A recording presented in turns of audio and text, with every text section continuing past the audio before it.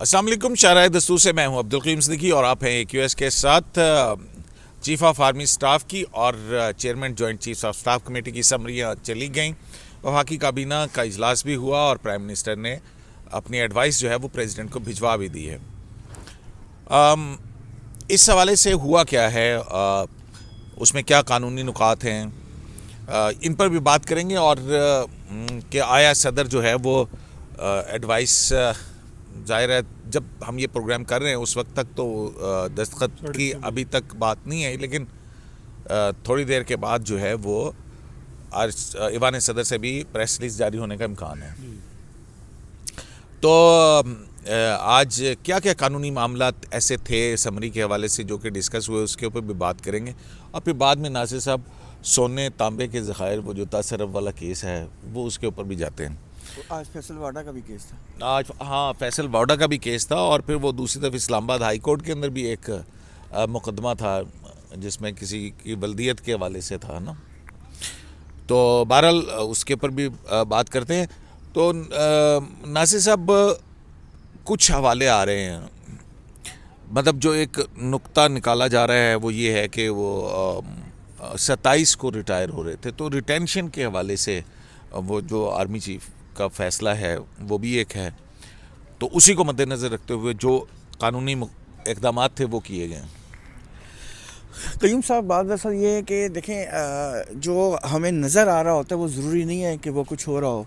देखें कितना शोर मचा, कितना हंगामे, वो लोगों ने शर्तें लगाई हुई, हर जगह यही डिस्कशन हो रही थी। इवन हर ऑफिस में ये डिस्कशन हो रही थी कि फ़ला अच्छा नाम आ रहे थे कि ये नहीं, ये साहब लगेंगे, और बहुत सारी बातें हुई। लेकिन हर चीज़ बज़ाहिर आपको देखा है आपने, पुरसुकून हर चीज़ हो गई है।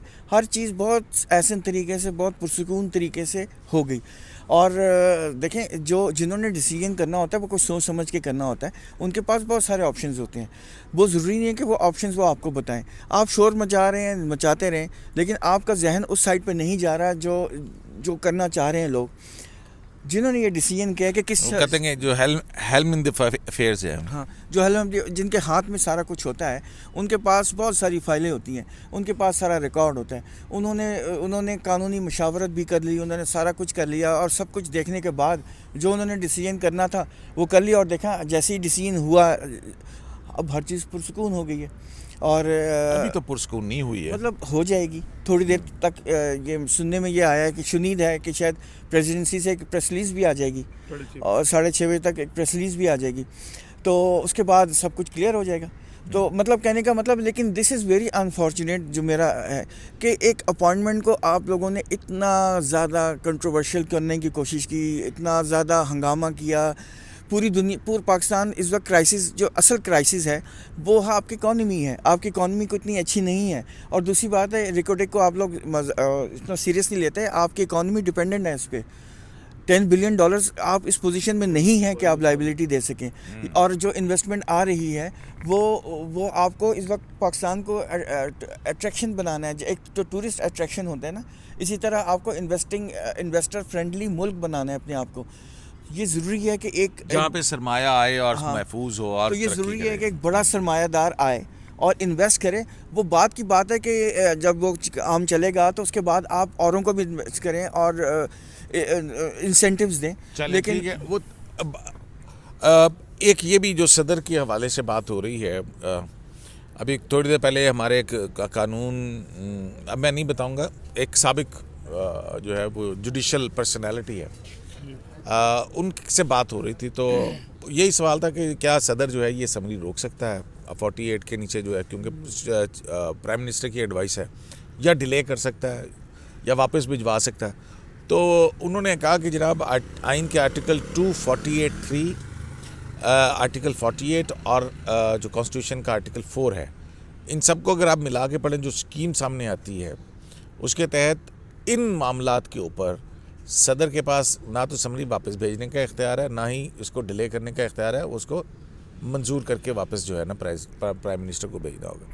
तो ये एक कानूनी नुक्ता है। ये तो मैटर ऑफ इंटरप्रिटेशन होगी। आज आपकी भी कानूनी माहिरीन से मुख्तलिफ बात हुई है कि जो जनरल आसिम मुनीर की जो 27 नवंबर की रिटायरमेंट थी, उस हवाले से क्या कैबिनेट ने डिसाइड किया है। आया उनको एज ए जनरल प्रमोट करके किया गया या लेफ्टिनेंट जनरल के तौर पे ही उनकी अगली तैनाती की गई है? देखें, एग्जिस्टिंग लॉ के तहत जो है वो बताया जा रहा है कि 2 फैसले लिए गए हैं। एक ये है कि रिटायरमेंट, कोई भी आर्मी का अफसर जो है उसकी रिटायरमेंट बाकायदा सेंक्शन होती है कि आप अब रिटायरमेंट, आपकी अप्रूवल दी जा रही है। जैसे राहिल शरीफ की भी जब अप्रूवल दी गई थी, समरी आई थी बाकायदा, तो यहाँ जो है वो उन्होंने उनकी जो रिटायरमेंट की सेंक्शन रोक दी। दूसरा, उनको रिटेन करने का दोनों आर्मी एक्ट के जो रूल्स हैं, ये लॉ है, उनमें ये दोनों चीज़ें हैं कि रिटेन भी कर सकते हैं आप। 255A जो हाँ, है, रिटेन भी कर सकते हैं, रिटेन भी कर लिया और उनकी सेंक्शन जो रिटायरमेंट है वो भी रोक दी। तो ये दोनों चीज़ें कर दी हैं।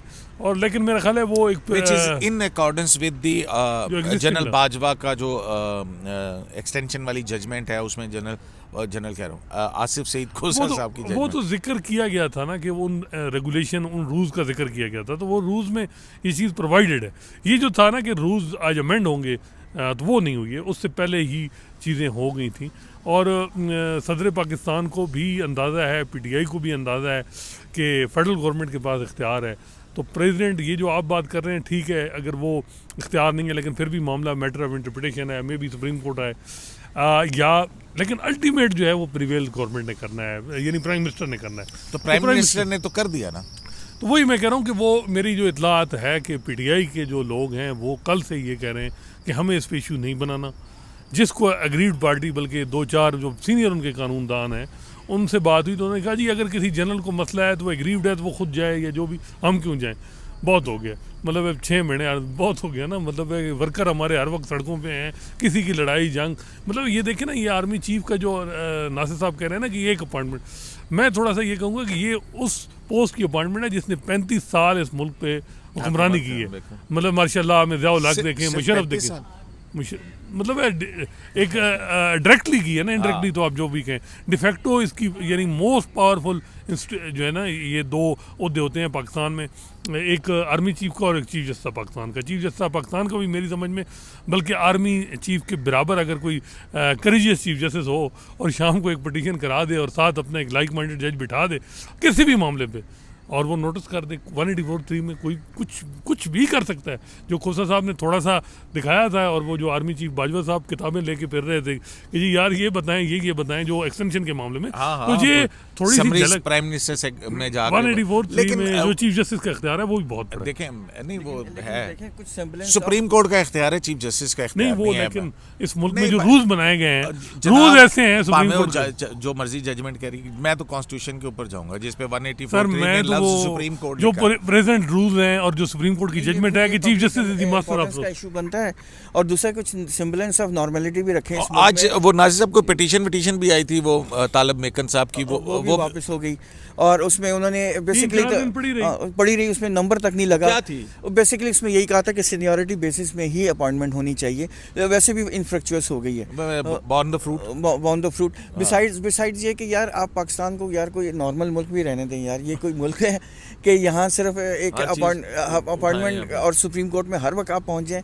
आज चीफ जस्टिस ने हेयरिंग के दौरान भी कहा है कि हमने अपने आप को रिस्ट्रिक्ट रखना है। हमने देखें सुमोटो लेना भी बंद कर दिया। हमें इन चीज़ों का ख्याल रखना है कि मुल्क में कोई अच्छी चीज़ भी होनी चाहिए, डेवलपमेंट होनी चाहिए, मुल्क के को मतलब कोई सीधे रास्ते पे चले। इन्वेस्टमेंट ज़रूरी है। आपने अगर हर मौके पे ही सुप्रीम कोर्ट में आना है तो फिर ये मतलब हर छोटी छोटी चीज़ों के लिए भी आप सुप्रीम कोर्ट में आएंगे तो फिर मामलात कैसे चलेंगे?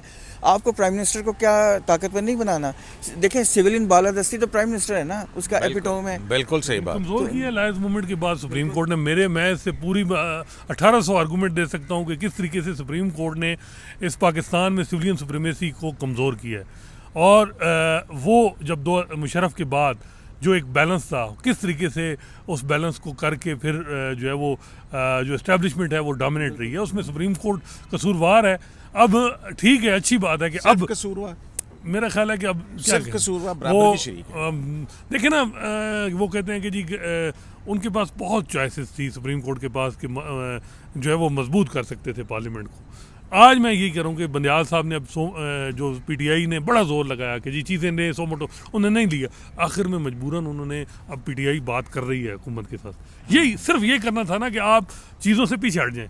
बिल्कुल। हालांकि उनको अभी मे भी राइट लेफ्ट से कहा जा रहा हो कई ऐसे जजेस की अप्रोच मेरा इस होती पे है। एक छोटा सा सवाल है हसनाद आपसे, मुझे एक बात बताइए, ये कौन सी पॉलिटिकल पार्टी है कि कोई एक इंस्टीट्यूशन पीछे हट जाए तो पूरी पार्टी धड़ाम से गिर जाती है, लोग उसके भागने शुरू हो जाते हैं और नहीं, उसको अभी तक उसको तो- वो मजबूर हो जाती है एक दूसरी पॉलिटिकल नहीं, वो असल में मिलना। गलती- ये देखिए मैं आपको बताऊं, आज हम ये भी बात करें कि नहीं, जो वैसे 6 साल किस पॉलिटिकल पार्टी की तरफ इशारा कर रहे हैं आप? नहीं सबको पता है, ये पीटीआई की, चलो नाम भी ले लेकिन लेते वो हैं। एक पॉपुलर पार्टी तो है, अब देखें पंजाब में उसकी भी पॉपुलैरिटी है, हम ये नहीं कह सकते, लेकिन उनको भी थोड़ा सबक सीखना होगा चीज़ों में कि कब तक इदारों के कंधों पे अब थोड़े पॉपुलर हो भी गए हैं तो अपने आप को यकीन करें तो तहरीके लबैक के जलसे जुलूस बहुत बड़े होते नहीं, हैं, वो तो वो भी उन्होंने एक पंजाब में पॉपुलर पार्टी है। जिमनी इलेक्शन बड़े जीते हैं नहीं, पीटीआई ने, अभी आगे वो अपनी भी सीटें अगर ये रिस्टेयर मैं इस दी चीज़ पे है नहीं ना। करता कि Imran Khan is popular the है या मोस्ट नहीं पॉपुलर है, ये लीडर, तो लेकिन वो जब में आएगा इख्लाफ तो हो आएगा। सकता है हाँ। कि जी सिविलियन सुप्रीमेसी पे उनका कोई यकीन नहीं है, वो अभी भी बिल्कुल, यही समझते बात हैं। है। हमारा तो ये है कि यार वो असल अपने बात आप यही है। अवाम की ताकत पे यकीन रखें,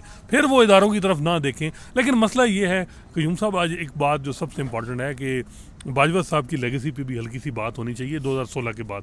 देखें उन्होंने पनामा गेट में जुडिशल प्रोसीडिंग जो मैनिपुलेट हुई हैं, जो शौकत सदीकी साहब ने बात की, फिर जस्टिस काजी फाइसा का मामला, फिर साकिब निसार साहब के साथ गठजोड़, कोई अच्छी लेगेसी नहीं छोड़ के गए। नहीं मैं उसको मतलब आप देखेंगे पाकिस्तान को बहरानों का शिकार करके कहेंगे अब संभालो मेरे दोस्तों। नहीं, मैं आपको कह रहा हूँ कि जो मैं सिर्फ सुप्रीम कोर्ट या जुडिशरी और इस्टेब्लिशमेंट की बात कर रहा हूँ, इसमें देखें कि सिंस पनामा आपको पता है जुडिशल प्रोसीडिंग की मैनिपुलेशन पे इल्ज़ामात लगे, लोगों ने इवन सुप्रीम कोर्ट के हाई कोर्ट के चीफ जज ने शौकत सदीकी साहब ने बात की, अरशद मलिक ने बात की, वो सारी एपिसोड देखें। हाँ, जज्बाती नहीं होना। फिर उसके बाद देखें आपके सामने एक जस्टिस काजी फाइसा का मामला, उसमें क्या कुछ होता रहा, वो सारा चीज़ आखिर में खुरा कहाँ जा रहा है। ये अलग बात है कि यहाँ भी कुछ लोग तैयार बैठे थे कि लाओ लाओ पिटीशन लाओ, आपको भी पता है सारा, तो आपने ही बताया था। तो अब वैसे ये है कि ये चीज़ें वैसे ये ना सब लिखें नहीं, कि सही बात है। ये जो जस्टिस काजी फाइसा का मामला इनिशिएट हुआ, इसमें से वकील कौन से थे जो जिन्होंने जेएचक्यू में मशवरा दिया था, और वो जजेस कौन से थे, या जो और भी कई वकील कौन से थे, और कौन सी सियासी जमातें थी। देखिए लोगों का पर्दा रखना चाहिए। इस वक्त हम कभी डिटेल में बात करेंगे, फिर हम सब कुछ बताएंगे, लेकिन इस वक्त मुनासिब नहीं। और वैसे भी आपका प्रोग्राम फिर फोकस नहीं है ना, अभी एक तरफ रखें ना, तो लोगों का यार इज्जतों पे पर्दा रखें अब। नहीं, ठीक बात है, मैं आपकी इस बात से मुकम्मल इत्तेफाक करता हूँ। तो लेकिन डिटेल में डिस्कस जरूर करेंगे, हाँ, अभी नहीं, लेकिन कुछ ऐसे बात। बिल्कुल ठीक बात, बिल्कुल ठीक इसलिए बात। है क्योंकि मैं अच्छा नाज़िर साहब, वो सुना आपके पास कोई सी मोबाइल की कहानी भी है?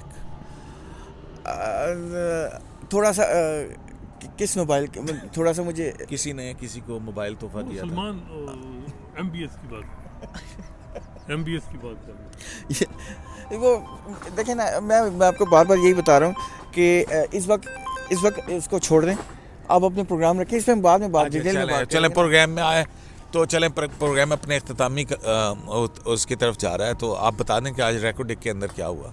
आज जो ज़्यादा मज़े की बात है वो फैसल वाडा का है, उसके बाद मैं रेकॉर्ड पे आता हूँ। मैं छोटी छोटी बात कर देता हूँ।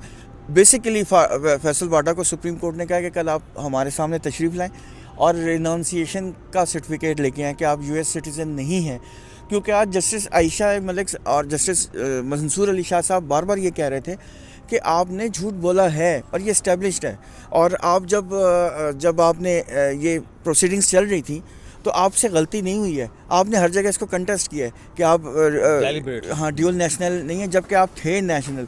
तो चीफ जस्टिस ने यही कहा कि ठीक है आप ऐसा करें, आप कल आ जाएं, और अगर आप हमारे सामने वो एक्नॉलेज कर लें कि आपसे गलती हुई है तो फिर हम सोचेंगे और हम आपको 63(1)(c) पे डिस्क्वालीफाई करेंगे।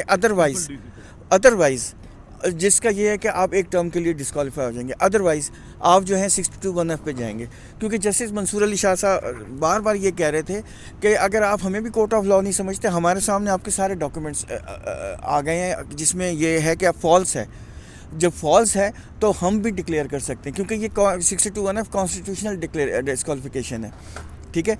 इसमें आपकी गलत फहमी है कि ये एक कोर्ट ऑफ लॉ में छोटे कोर्ट में जाएगा या कोई सूट फाइल होगा, वो कंटेस्ट होगा, फिर उसमें क्रॉस एग्जामिनेशन होगी। वैसे मुझे ये बात समझनी है कि ये डॉक्यूमेंट लाओ, अगर वरना हम तुम्हें इसमें नहीं तो इसमें कर देंगे, ये क्या मतलब है कि ये लेकिन ये वैसे ये असूलन 63A मतलब है कि एक तरफ यूं साहब उसमें बनता 63 है, लेकिन पीटीआई के महबूब चीफ असनाद जस्टिस साहब, उनकी असनाद 2018 साहब, की जजमेंट। मैं मानता हूँ ना, बात लेकिन ये नहीं है आर्टिकल 10 की कि requirement ठीक है है ना। 63 उसमें आप आ जाते हैं 63A के अंदर कि डुअल नेशनल जो है मेंबर पार्लियामेंट नहीं हो सकता, ठीक है ना। मसला ये नहीं है, मसला ये कंसीलमेंट ऑफ फैक्ट है, उसके ऊपर आप फैसला दे चुके हुए हैं नहीं वो और फिर उसके बाद आप 62 को जो है वो कह चुके हैं कि ये ड्रैकोनियन है। ड्यूल नेशनल में अब जितनी फिर वो 62 सारी जो आबादी हुई है ना, उसको सारी लेके आ रहे हैं। आबादी हुई ना, वो डी सीट हुई, भाई मेरे वहाँ डी ये सीट भाई मेरे वहाँ 1C में हुई। वहाँ कंसीलमेंट का फैक्टर नहीं था असनाद साहब। में था कि वहाँ पे- रिनाउंसिएशन सर्टिफिकेट वहाँ पे वो कह रहे थे कि जी हमने छोड़ चुके लेकिन हैं। उसमें एक ही बात है कि आर्टिकल 10A की रिक्वायरमेंट पूरी करनी है, ड्यू प्रोसेस, वो बज़ाहिर लगता है कि जैसे नहीं हुई, इसलिए वो 62(1)F को हम उन्होंने बार का अगर आपने ना सर्टिफिकेट प्रोवाइड किया। 62(1)F की ड्यू प्रोसेस की रिक्वायरमेंट क्या देखी है सुप्रीम कोर्ट ने? मैं वही कह रहा हूँ ना कि हमने वो देखनी है कि सियासतदानों को क्या 62(1)F में तैयार हाँ, ये बात भी है कि नहीं, यही बात तो है ना। नहीं होना चाहिए। एक तरफ चीफ देखिए, सुप्रीम चीफ जस्टिस खुद ही कोर्ट- कहते हैं ना ड्रैकोनियन है, जिसके बाद फिर जुडिशियल कमीशन के नहीं, अंदर अब क्या वजाहत करेंगे? मांगी गई थी नवाज उनसे शरीफ साहब को कर कि रहे जनाब आप बताएं ना कि ये नवाज 62(1)F जो जुडिशियल एक मैं कमीशन गलत की भी कर बात लेने है। दो मलिक साहब,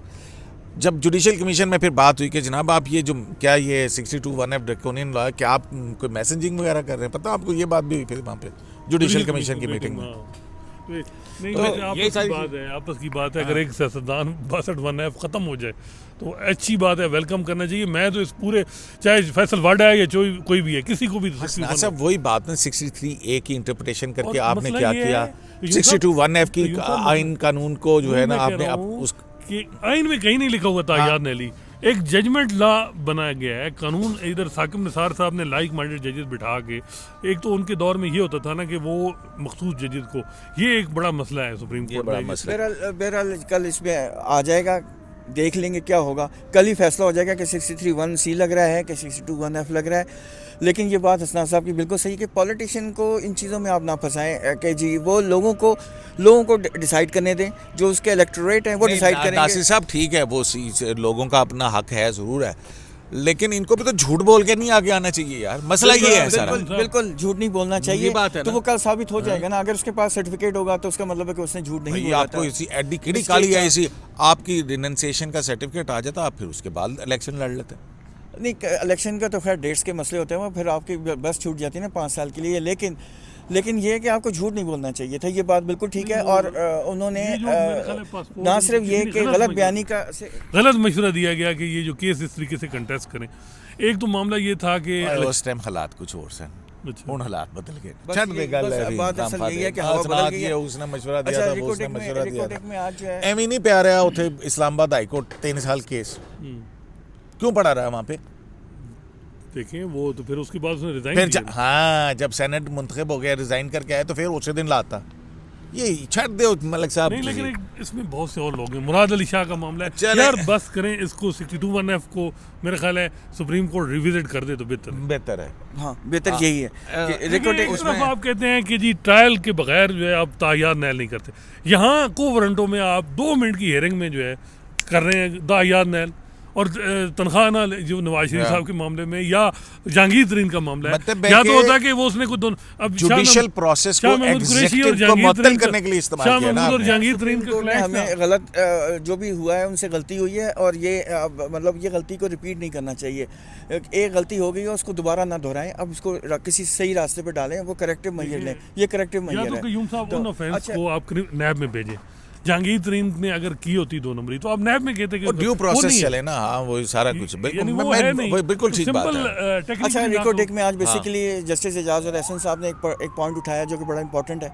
उन्होंने कहा है कि आपने जो ये कहा है कि स्लरी पाइपलाइन बिछाएंगे, तो वो ये तो वाटर इंटेंसिव है, इतना पानी कहाँ से आएगा? क्या इसकी कोई स्टडी है? और क्या इससे जो माहौल है उसको नुकसान होगा? वह एक्वीफर जो है, यानी कि जो अंडरग्राउंड पानी होता है, क्या वो डिप्लीट तो नहीं होगा? इसके बारे में हमें बताएं। और दूसरा पॉइंट ऑफ इस पे वैसे एडिशनल अटॉर्नी जनरल ने टाइम लिया, उन्होंने कहा मैं पूछूंगा, लेकिन जो हमें बाद में बताया गया कि पानी वहाँ है लेकिन नमकीन है, वो किसी काबिल का नहीं है। सेकेंडली उन्होंने एक और बात भी बताई है कि जो आपने कंसेशंस दिए हैं उसमें आपने एक चीज़ का ख्याल रखना है कि ये कंसेशंस वर्कर राइट्स को के ख़िलाफ़ नहीं जाने चाहिए। या तो आप उनको ज़्यादा तनख्वाहें दें, अगर आप उनके राइट्स को कम Exploitation नहीं होनी एक्सप्लॉयटेशन चाहिए, नहीं होनी, which is an- ये unconstitutional. एश्योरेंस होनी चाहिए, वरना ये आर्टिकल 25 के खिलाफ जाता है जो इक्वालिटी ऑफ सिटीजन है। तो इसमें ये चैलेंज भी हो सकता है, और तो बेहतर यही है कि अच्छा। आप वो भी उसके बारे में लेकिन वो कल साहब, बताएंगे। एक सवाल कि आज किसी ने या पहले किसी ने कहा है कि 10 अरब डॉलर जो नुकसान हुआ है, अवार्ड है, उसकी वजह क्या है? कोई बात की हुई हो सुप्रीम कोर्ट? देखें वो तो 2-3 दफा जिक्र हो चुका है ना कि क्या? सुप्रीम कोर्ट में ये केस था। नहीं, किसी जज साहब की तरफ से कोई ऐसी बात आई हो नहीं, कि जज 10 की अरब तरफ से- 10 अरब डॉलर का जो जिस वजह से ये मसला बना, वो वजह क्या है? लेकिन जजेस वो ने वजह एक क्या बात तो उन्होंने क्लियर कर दी।